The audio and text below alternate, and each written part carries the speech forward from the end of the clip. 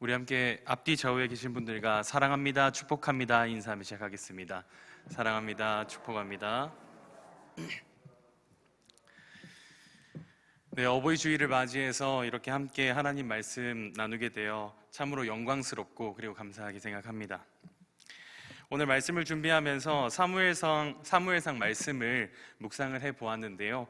이 말씀을 묵상을 하며 하나님께서 지금 우리 시대에 그리고 하나님께서 맡기신 소명자들에게 뜻하시는 바가 무엇이고, 그리고 지금 우리 시대를 하나님께서 어떻게 정의하시며 다음 세대를 어떻게 준비하고 하나님의 뜻 안에 어떻게 살아가야 할지를 우리에게 일러 주시리라 생각이 듭니다. 그래서 함께 오늘 말씀을 이렇게 세 가지로 나누어 살펴보려고 합니다. 혹시 코로나 시대를 지나면서 이런 말씀 들어보셨습니까? 뉴 노멀 시대. 혹시 이 낯선 단어를 들어보신 경험이 있으실까요? 우리는 코로나 2년 동안에 위드 코로나 그리고 포스트 코로나라고 하는 단어는 익숙하게 들어왔을 것입니다. 위드 코로나란 이제 코로나가 우리와 일상 속에 함께해서 더 이상 벗어날 수 없는 것이라고 하는 의미를 가졌고요. 그렇다면 포스트 코로나는 코로나 이후 시대는 우리가 어떻게 살아가야 할 것인가에 대한 질문과 그리고 답변이 필요했던 것입니다. 그런데 이렇게 막상 포스트 코로나 그리고 위드 코로나 우리가 살아가면서 또 다른 문제점들이 발생을 했습니다. 그것이 뭐냐면 우리가 마냥 생각했었던 코로나 이전 사회로 돌아가는 것, 혹은 코로나 이후 어떻게 될 것인가에 대한 불안감, 이런 것들이 우리에게는 새로운 기준과 이 시대를 어떻게 분별해야 할지에 대한 지혜가 필요하다는 사실을 우리가 발견하게 된 것입니다. 그래서 이 시대를 가리켜서 뉴 노멀 시대라고 이야기를 하기 시작했습니다. 뉴 노멀이란 새로운 기준이라는 의미입니다. 새로운 기준 또는 새로운 정의라는 의미를 가지고 있습니다.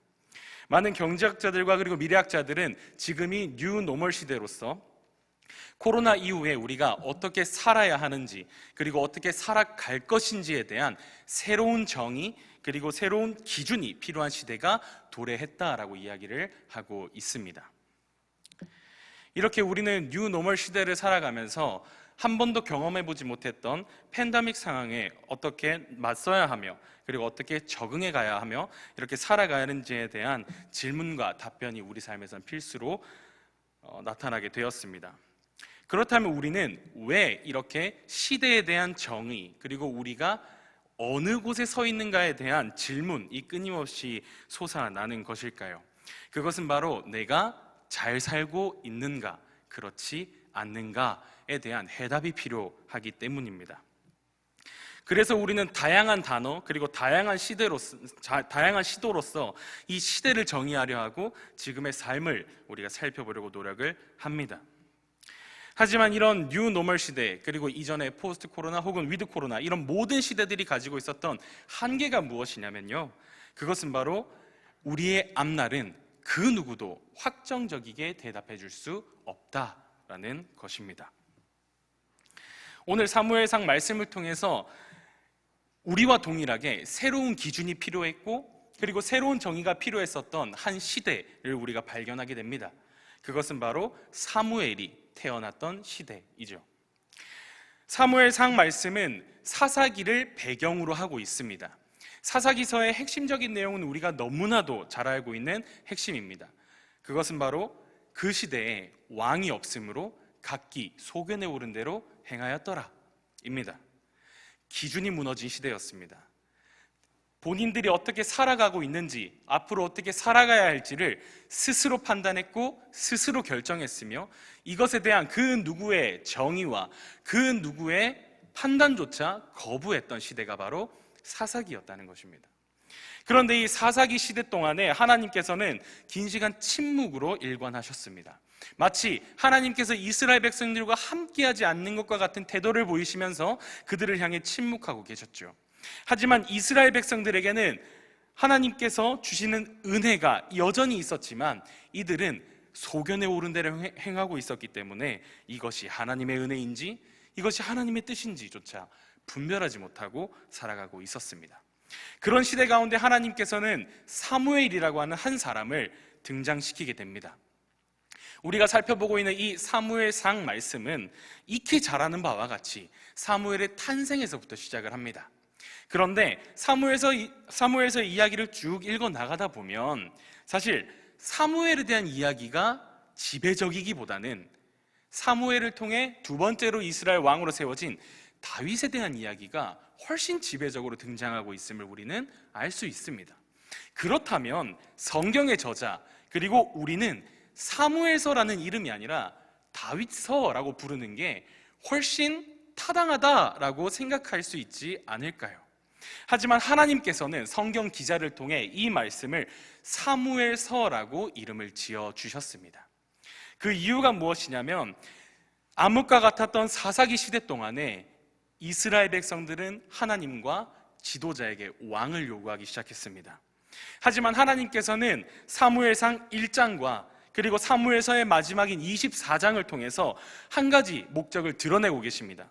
한나의 기도를 통해 불임한 여인이 출산함을 통해서, 그리고 다윗의 기도를 통해 멸절하다시피 하나님의 진노 가운데 있었던 이스라엘 백성들이 구원을 얻은 것, 이 두 가지 사건을 통해 모든 생명의 주인이 바로 하나님 한 분이시다라는 사실을 사무엘서를 통해 드러내주고 있습니다.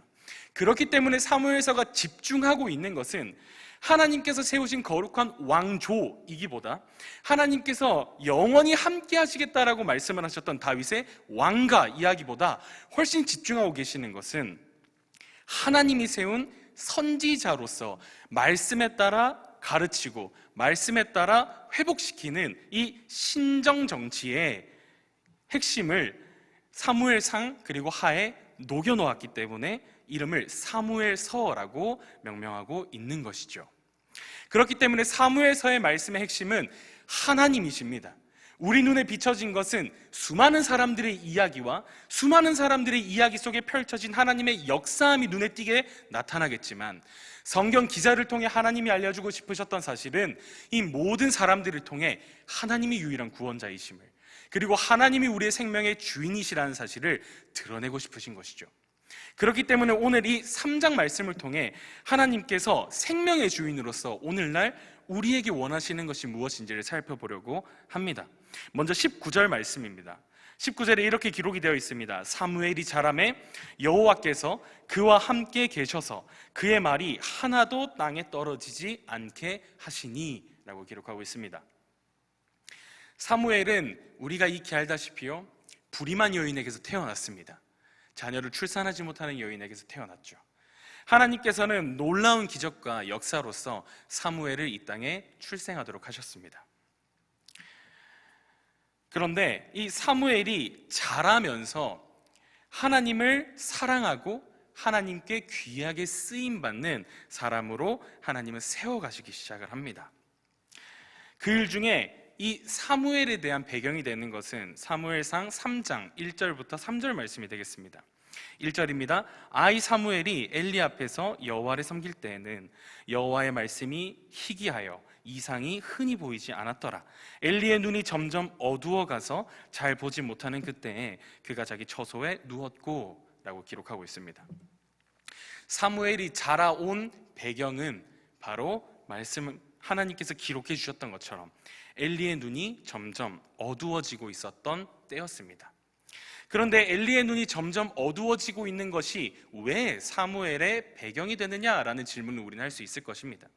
그에 대해서는 하나님께서 엘리를 세우실 때 이스라엘 백성들의 영적인 안목 그리고 영적인 상태를 엘리를 부각하면서 이야기를 하고 있기 때문입니다. 즉 엘리 앞에서 여호와를 섬길 때에 엘리의 눈이 점점 어두워져 간다라고 하는 이 단어는 이스라엘 백성들에게 영적 안목이 점점 어두워져 가고 있음을 하나님께서는 드러내고 계시는 것이고요. 그리고 그가 자기 처소에 누워있다라고 하는 것은 이스라엘 백성들이 하나님의 은혜를 받아 누리면서 사는 이 삶이 익숙해져서 스스로의 자리에 안주하려고 하는 태도를 부각시키고 있는 것입니다. 따라서 사무엘이 하나님 앞에 쓰임받는 이 시대에는 이스라엘 백성들 전체가 영적으로 눈이 멀어져 있는 것과 같은 상황이었다라고 이야기를 하고 있는 것이죠. 엘리를 통해서 하나님께서는 알려주고 계십니다. 그리고 우리는 엘리는 사무엘상 2장을 통해서 엘리 제사장의 자녀들이 얼마나 부도덕하고 제사장으로서는 입에 담지도 못할, 그리고 행동하지도 못할 수많은 악행들을 저질러 왔음을 우리는 이미 알고 있습니다. 이를 통해서 엘리의 문제점을 3가지 하나님께서는 드러내시죠. 첫째는 바로 한나의 기도를 보면서 저 여인이 술에 취하였도다 라고 이야기를 하면서 분별력이 상실한 시대라는 것을 알려주고 계십니다. 저마다 하나님 앞에 정말 간절히 기도해 보신 경험들이 있으실 것입니다. 속에 있는 얘기 없는 얘기 하나님 앞에 모든 감정을 쏟아내다 보면 정말 술 취한 사람과 같이 그저 널브러져서 주님 하면서 입 한 번 떼기조차 힘든, 똑바로 말할 수조차 없는 애다름의 심정을 가지고서 기도해 보신 경험이 있으실 것입니다. 혹은 정말 간절히 하나님 앞에 울부짖으며 소리 지르며 기도해 본 경험들이 있으실 것입니다. 한나가 어떠한 모습으로 기도를 하고 있었는지 성경이 기록되어 있지는 않습니다. 하지만 엘리는 지금 하나님 앞에 이토록 간절히 기도하고 있는 여인의 모습을 보면서 이 여인이 하나님 앞에 간절하구나 라는 생각보다 이 여인이 술에 취하여 방탕해 있다라고 보고 있는 것이죠. 얼마나 제사장으로서 영적 분별력이 상실해져 있는지를 드러내고 계십니다. 그리고 둘째로는 방탕한 자녀들의 모습입니다. 이것은 신앙의 전수가 실패했음을 보여주고 있습니다. 이것은 사사기와 일맥상통한 부분입니다. 사사기에 실패했던 핵심적인 요인이 무엇이었겠습니까? 이스라엘 백성들이 하나님의 은혜로 말미암아 이스라엘 땅을 정복하는 데 성공했습니다. 하지만 그곳에 정착하는 것은 가르쳤고 이 전쟁에 승리해야 된다를 가르쳤지만 우리가 어떤 민족인지, 그리고 우리가 왜 하나님의 말씀과 은혜와 뜻 가운데의 균례를 지키며 살아야 하는지 이 영적 안목을 전수해 주지 못했기 때문입니다. 동일하게 엘리 제사장도 자신이 가진 제사장직이 이어져야 함은 자녀들에게 가르쳤겠지만 이것이 무엇을 의미하는지, 그리고 자신이 제사장들이 하나님과 백성들 사이에 어떠한 역할을 가지고 있는지 이 책임과 책무와 직분에 대한 이해를 그들에게 바르게 설명해 주지 못한 것이죠. 그렇기 때문에 이 두 아들에게는 신앙의 전수가 이루어지지 못했습니다. 그리고 마지막으로 사무엘을 찾아온 하나님의 말씀을 2번이나 분별하지 못했던 것이죠. 이것은 하나님의 임재에 대한 기대가 없었다는 것입니다. 엘리는 하나님의 말씀이 희귀했던 시대에 제사장을 역임했습니다. 그리고 그의 눈에는 하나님이 보여주셨던 기적, 이상이 보인 적이 없었던 시대였습니다. 그렇기 때문에 하나님이 사무엘에게 임하신 것은 본인에게는 굉장히 낯설었던 경험이었죠. 그렇기 때문에 엘리 제사장은 사무엘에게 단번에 하나님께서 너를 찾아온 것이니 하나님께 순종해서 말씀을 들으라 한 것이 아니라 내가 널 부른 적이 없다 라고 이야기를 하게 된 것이죠. 이를 통해서 이스라엘 백성들이 얼마나 하나님을 기대하지 않고 살고 있었는지를 하나님께서는 사무엘상 3장을 통해서 알려주고 있습니다. 그리고 사무엘이 자라매라고 하는 이 축약된 말씀을 통해 얼마나 사무엘이 자랐던 시대가 하나님과 어긋나 있었는지, 하나님을 바라보지 못했던 시대였는지, 제사장조차 하나님의 뜻대로 살지 못했었던 어두웠던 시대였는지를 우리에게 알려주고 있습니다. 그러면서 하나님께서는 이렇게 우리에게 알려주시죠. 하나님의 말씀에 따라 우리 스스로를 진단하지 않으면, 하나님의 뜻에 따라 우리 스스로들을 겸비하지 않으면 우리는 언제라도 하나님의 뜻과 무관하게 살 수 있는 연약한 죄인이라는 사실을 우리에게 경각심을 일으키게 하십니다. 하지만 하나님께서는 이런 시대와 이런 어두운 상황 가운데 한 가지 이적의 빛을 보이십니다. 그것은 사무엘상 3장 3절 말씀입니다. 제가 읽어드리겠습니다. 하나님의 등불은 아직 꺼지지 아니하였으며 사무엘은 하나님의 궤에 있는 여호와의 전에 누웠더라 라고 기록하고 있습니다. 소망 없는 것 같은 시대에 하나님의 꺼지지 않는 한 줄기의 빛이 있었습니다. 그 누구도 기대하지 않았던 하나님의 역사가 지금 단 한 사람의 아이를 통해서 이루어지고 있었습니다. 기성세대는 자신들이 정착해야 했고 열심히 하나님의 뜻을 완수해야만 했던 것에 집중하고 있었다면, 하나님께서는 이제는 그것에서 돌이켜서 우리의 마음이 어땠는지를 진단해보게 하셨고, 그리고 우리가 얼마나 하나님과 멀어져 있었는지를 경각심을 불러일으키게끔 하신 다음에 소망의 빛을 던져주셨습니다. 아직 이스라엘에게는 소망이 남아있다 하는 것입니다.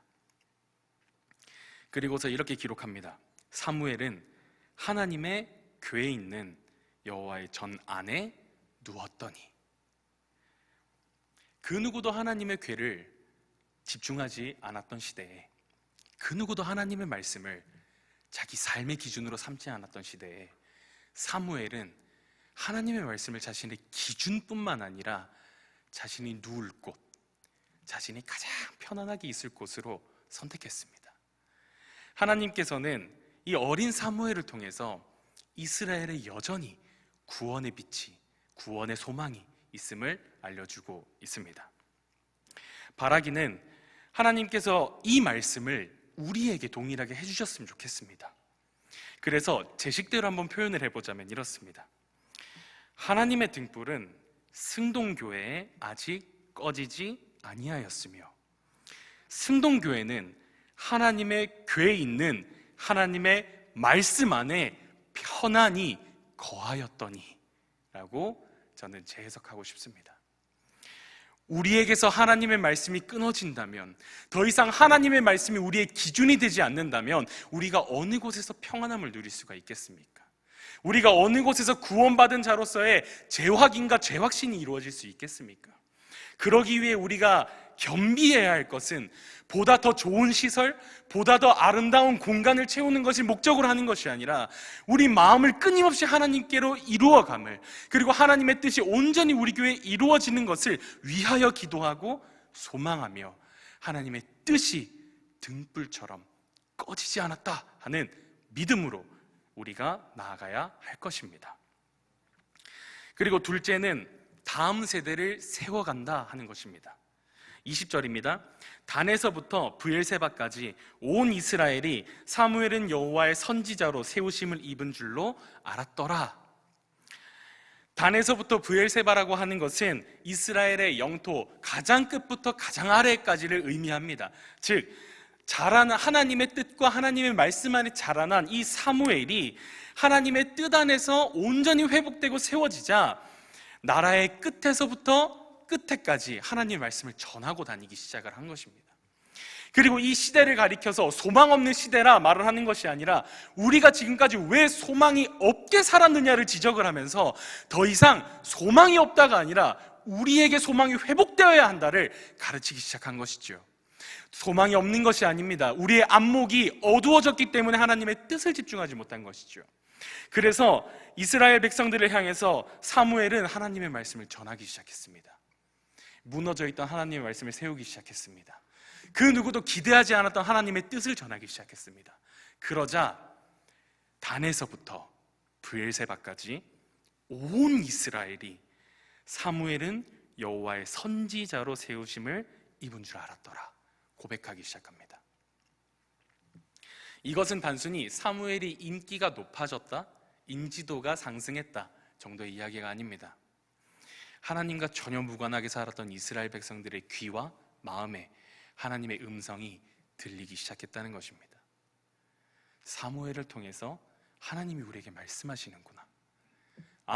하나님께서는 사사기라는 긴 시간 동안 선지자를 보내주시지 않은 게 아니라 하나님의 계획과 하나님의 뜻 가운데 기다리셔서 이렇게 사무엘 선지자를 우리에게 보내주시어 말씀하고 계시는구나 하는 것을 온 이스라엘 백성들이 깨닫고 경험하기 시작했다는 것입니다.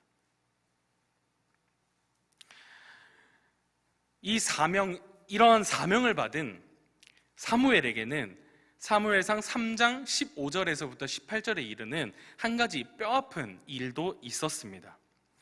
15절부터 18절까지 우리 한 절씩 교독하면서 읽겠습니다. 제가 15절 읽겠습니다. 사무엘이 아침까지 누웠다가 여호와의 집의 문을 열었으나 그 이상을 엘리에게 알게 하기를 두려워하더니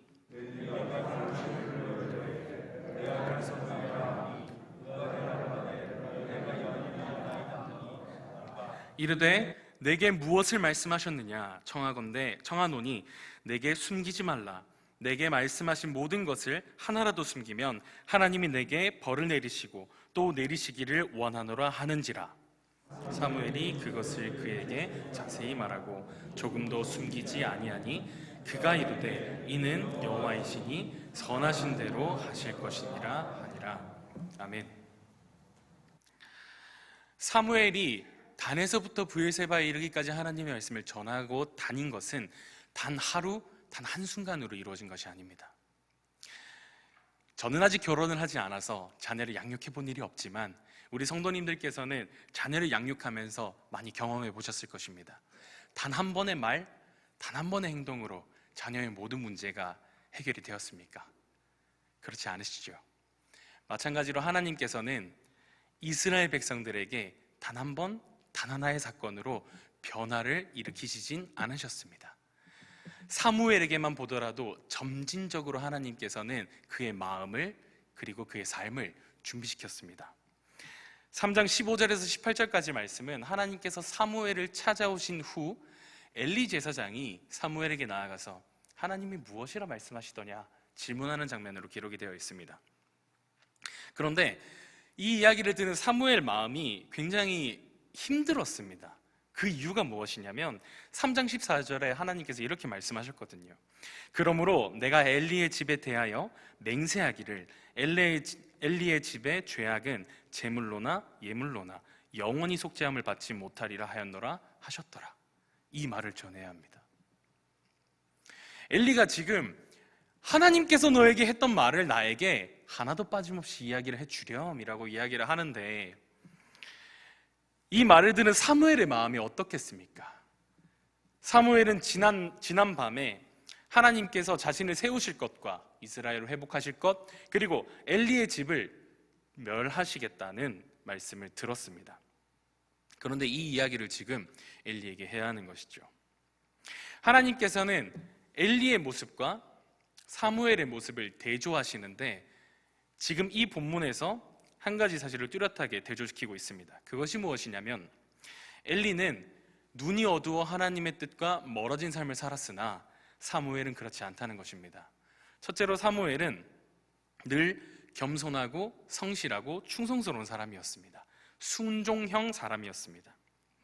그는 하나님께서 자신을 찾아오셨을 때에 두 번이나 제사장인 엘리에게 찾아가서 부르셨습니까? 라고 질문합니다. 그런데 이 모습은 마치 주인의 음성에 즉각적으로 반응할 준비를 하고 있는 종과 같아서 조금의 음성 그리고 엘리가 나를 부르는 것 같다라는 그런 뉘앙스를 일찍이 눈치채고 그의 필요를 충족시키기 위해 달려가는 모습을 보여주고 있습니다. 따라서 사무엘은 순종적이지만 준비되고 있었던 사람입니다. 그리고 두 번째로는 선지자적 태도입니다. 결국 엘리가 여러 차례 자신에게 말해줄 것을 요청했고 그에 따라 사무엘은 하나님께서 자신에게 했던 말을 단 하나 빠짐없이 엘리에게 고하게 되죠. 그런데 이 순간 엘리 제사장의 마음을 생각하고 그리고 그의 마음을 어렵게 하지 않기 위해 사무엘이 하나님이 전한 말씀이 아니라 엘리가 듣고 싶었던 이야기를 했다면 어땠을까요? 사무엘이 엘리를 두려워하는 마음으로 하나님이 전했던 이야기가 아니라 자신이 이 두려움에 걷잡을 수 없어서 변명 혹은 다른 이야기를 했다면 어땠을까요? 그렇지만 사무엘은 하나님께서 자신에게 했던 말을 엘리에게 전합니다. 이렇게 사무엘은 순종적인 모습과 그리고 선지자적 태도를 미루어 볼 때에 하나님께서 사무엘을 아주 어려서부터 하나 둘 준비시켜 왔음을 알 수 있습니다. 그런데 이 준비됨은 한나의 기도에서부터 시작하고 하나님의 역사가 함께하여 선지자 사무엘이라는 사람을 형성시켜 나간 것이죠. 그렇기 때문에 우리가 이 사무엘의 성장하는 모습, 그리고 사무엘이 교육받고 하나님께서 사무엘을 세운 모습을 통해 다음 세대를 우리가 어떻게 준비해야 할 것인지를 살펴볼 수가 있을 것 같습니다. 우리는 다음 세대를 향해서 소망이 없다라고 쉽사리 판단하기 시작할 것이고요. 그리고 자녀들이 우리와 대화가 되지 않고, 그리고 우리의 말을 이전 세대들보다 잘 듣지도 않고, 그리고 이 친구들은 혹은 어린 자녀들이 도대체 무슨 생각을 하면서 하는가 하는 이런 탄식 섞인 목소리로 기도를 할 수도 있을 것 같습니다. 하지만 우리에게 이러한 답답함과 그리고 아이들이 이해되지 않는 모습들이 있음에도 불구하고 하나님께서는, 그리고 하나님의 시선은 우리에게 마치 불임한 여인이 하나님 앞에 생명을 주십시오 하는 간절한 외침처럼 우리 자녀 세대를 향해서 하나님, 저 죽어가는 아이들, 저 죽어가는 자녀들 하나님 살려주십시오 하는 간절한 기도를 우리에게 요청하고 계신다는 것입니다. 그리고 뿐만이 아니라 하나님께서 사무엘을 찾아오셨을 때처럼 우리가 기다리고 인내하며 하나님의 때에 우리 자녀들이 하나님 앞에 성장하고, 그리고 하나님을 만나고 하나님을 경험하는 그때가 올 때까지 끊임없이 기도하며 사랑으로 교육해야 한다는 것입니다. 그래서 눈먼 엘리의 모습을 통해 하나님께서는 기성세대에게 문제를 진단하게 하셨다면, 사무엘을 세우시는 모습을 통해, 그렇다면 이 기성세대가 어떻게 사무엘을 세우고, 그리고 더 이상 우리가 엘리와 같은 사람들이 아니라 또 다른 사무엘을 준비하는 하나님의 사명자들로 세워가는지를 살펴보았습니다. 그리고 마지막으로 세 번째는 하나님의 역사에 참여해야 한다라는 것입니다. 21절입니다. 우리 21절 말씀을 함께 한 목소리로 합독하겠습니다. 여호와께서 실로에서 다시 나타나시되 여호와께서 실로에서 여호와의 말씀으로 사무엘에게 자기를 나타내시니라. 아멘. 하나님께서는 어두운 시대에 사무엘을 선지자로 세우셨습니다. 그의 삶은 순탄하지만 않았습니다. 그리고 그에게는 결정적인 자신의 생명을 걸고서라도 자신의 생명이 결부가 된 대답 앞에도 직면했습니다. 하지만 하나님께서는 이런 사무엘의 마음을 끊임없이 준비시키셨고, 사무엘을 위해 한나라는 어머니의 기도가 있게 하셨고, 결국 사무엘이 장성하여 하나님의 말씀을 단에서부터 브엘세바에 이르기까지 전파하는 선지자로 세움받게 되게 하셨습니다. 그런 사무엘을 통해서 하나님께서는 이제 하나님의 일을 시작합니다. 여호와께서 실로에서 다시 나타나시되 라고 하며 21절에 포문을 열고 있습니다. 이스라엘 백성들에게 실로는 굉장히 중요했습니다. 특히나 사사기 시대에 실로는 굉장히 중요했습니다. 왜냐하면 하나님의 언약궤가 실로에 있었기 때문입니다. 하나님의 언약궤가 실로에서 하나님의 전에 보관이 되어 있었는데, 지금 하나님께서는 이스라엘 백성들이 하나님 앞으로 돌아오고, 그리고 하나님의 말씀에 귀 기울이기 시작한 이때에 여호와께서 실로에서 다시 나타나셨다라고 말씀을 하시며, 이스라엘 백성들이 하나님과 전혀 무관하게 살았던 삶 속에 이제는 하나님의 역사가 이 이스라엘 백성들을 이끌어가기 시작할 것이고, 하나님의 영원한 언약이 이스라엘 백성들 가운데 살아 운동력 있게 역사하실 것이라는 하나님의 결단, 그리고 하나님의 역사의 시작을 보여주고 있는 것입니다.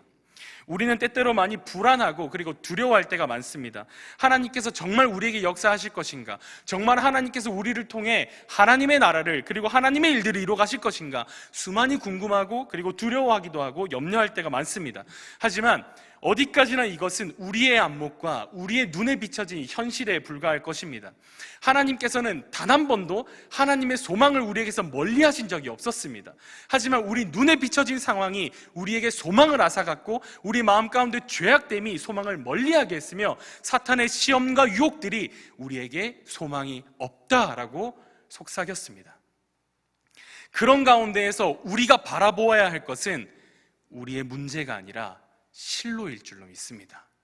하나님의 역사가 나타나는 곳, 하나님의 언약이 있는 곳, 하나님께서 우리와 함께 하시겠다 약속한 그곳을 바라보며 우리의 새로운 소망이, 우리의 살아있는 소망이 여전히 우리에게 있음을 회복하는 것이 우리에게 필요하다는 사실이 우리의 제일 되는 목적이고 제일 가는 필요가 되겠습니다. 그리고 하나님께서는 여호와께서 실로에서 여호와의 말씀으로 사무엘에게 자기를 나타내시니라 라고 이야기를 하며 하나님의 말씀이 사무엘에게 나타났다라고 말씀하십니다. 여기서 우리가 집중해야 할 것은 하나님의 말씀입니다. 아무리 사무엘이 스스로 뛰어난 사람이어서 윤리적이고 도덕적인 말씀을 이스라엘 백성들에게 전한다 하여도 그는 살아있을 때 잠깐 인기는 얻을 수 있으나 이 나라가 하나님 앞으로 회복되기까지는 못했을 것입니다.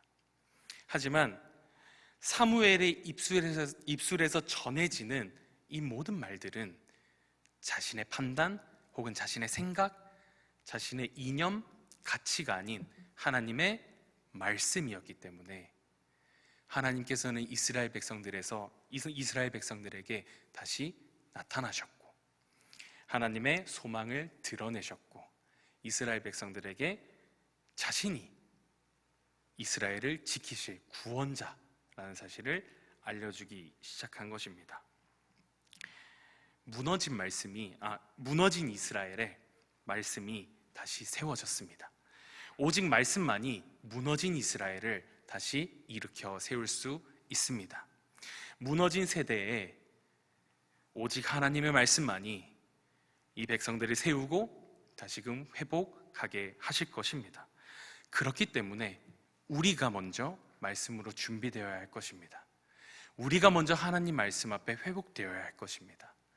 그들을 판단하고 정죄하고 답답해하기 이전에 하나님의 말씀이 우리의 마음을 비추셔서 우리의 연약함, 우리의 죄악됨을 먼저 죄사하기 위하여 자신의 하나뿐인 아들이신 그리스도 예수를 십자가에 못 박아 죽이기까지 하신 하나님의 그 무한한 사랑 앞에 우리를 돌이키게 하는 것입니다. 그렇게 하나님의 은혜에 돌아와 회복된 우리는 하나님의 말씀으로 준비하여 다음 세대를 세울 수가 있게 되는 것이죠. 이것이 바로 우리가 하나님의 역사에 참여하는 방법입니다. 다른 것이 아닙니다. 더 많이 기도해주고 더 많이 사랑해주고 무엇보다 우리 눈앞에 있는 우리 자녀들이 하나님의 등불이구나 하는 소망으로 바라보시는 이 따뜻한 시선, 이것이 바로 하나님의 역사에 참여하는 것입니다. 말씀을 정리하도록 하겠습니다. 사무엘은 사사기의 끝을 알리는 여명의 종소리였습니다. 사무엘은 스스로 자신이 능력이 있고 그리고 뛰어난 사람이어서 이스라엘을 하나님 앞으로 회복하는 첫걸음의 시작이 되지 않았습니다. 그의 시작은 불임한 여성이었고요. 그의 자람은 하나님 앞에 바쳐진 삶이었습니다. 자유가 없었고 엘리에 의해 명령에 수행하는 삶만 반복되었을 뿐입니다. 하지만 하나님께서는 그 사무엘에게 함께 하시며 하나님의 꺼지지 않는 등불을 사무엘에게 주셨습니다. 그렇기 때문에 사무엘은 자신이 가지고 있는 그리고 자신이 해야 할 이 사명이 무엇인지를 분명히 깨달음을 자를 수 있었습니다. 우리 또한 누군가에게는 다음 세대였습니다. 누군가에게는 기도해야 할 기도 제목들이었습니다. 하지만 시간이 지나고 하나님 안에 끊임없이 치열하게 신앙의 삶을 산 후 이곳에 앉아있는 우리 성도님들께서는 이제 다음 세대를 바라보며 우리가 받았던 은혜를 흘려보내야 되는 사명의 자리에 앉아 계십니다. 그렇기 때문에 우리에게 필요한 것은 먼저 하나님이 얼마나 우리를 사랑하시며 인도하셨는지 그 은혜의 감사를 점검하시는 시간이 필요하시겠고요. 그리고 다음 세대를 향해서 우리가 받은 은혜를 어떻게 아름답게 흘려낼 수 있을까 고민하시며 기도하시는 것이 필요하시겠습니다. 그럴 때 하나님께서는 우리 안에 역사하시고 우리를 하나님의 역사 속에 참여하게 하실 것입니다. 이렇게 하나님께서는 서로 흩어진 우리들을 하나로 모으셔서 아름다운 하나님의 교회를 세워가실 것입니다. 그리고 하나님께서는 우리를 통해 영광 받으실 것이고, 수많은 그리스도를 모르는 사람들에게 우리를 바라보며 하나님이 어떠한 분이신지를 드러내기 시작할 것입니다. 우리는 이제 이 사명 앞에 서 있고 이 사명 앞으로 달려가야 할 것입니다. 우리가 나이가 어떻든 육신의 모습이 어떻든 이것은 하나님 앞에 중요한 것이 아니시겠죠. 하나님 앞에 중요한 것이 무엇이겠습니까? 하나님의 소망이 내 소망이 되기를 바라는 마음으로 기도하는 것 아니겠습니까? 다음 세대를 위해서 함께 기도해 주시고, 특별히 다음 세대가 세워지고 있는 이 승동교회의 교육부서를 위해 기도해 주시고, 그리고 우리가 받은 하나님의 은혜가 다음 세대에게 아름답게 흘려낼 수 있도록 함께 기도해 주시며 사랑을 실천하시기를 예수님의 이름으로 축복합니다. 함께 기도하겠습니다. 사랑과 은혜가 많으신 아버지 하나님, 감사합니다. 하나님, 사무엘상 말씀을 통해서 사무엘이 하나님 앞에 세워지는 이 모습 가운데 우리의 모습을 바라보며 그리고 다음 세대의 모습을 투영하여 봅니다. 하나님, 참 우리의 기준과 우리의 생각과 우리의 판단함은 모나고 부족하고 연약하며 쉽사리 시험에 들기도 하고 쉽사리 막막하게 실패하기도 할 것입니다. 하지만 하나님, 우리의 능력과 우리의 힘 의지하지 아니하게 하여 주시고, 하나님이 세우시겠다 하신, 하나님이 사용하시겠다 하신, 하나님께서 인도하시겠다 하신 하나님의 약속 하나 믿고 우리가 달려나갈 수 있도록 우리에게 믿음과 힘과 능력 더하여 주시옵소서.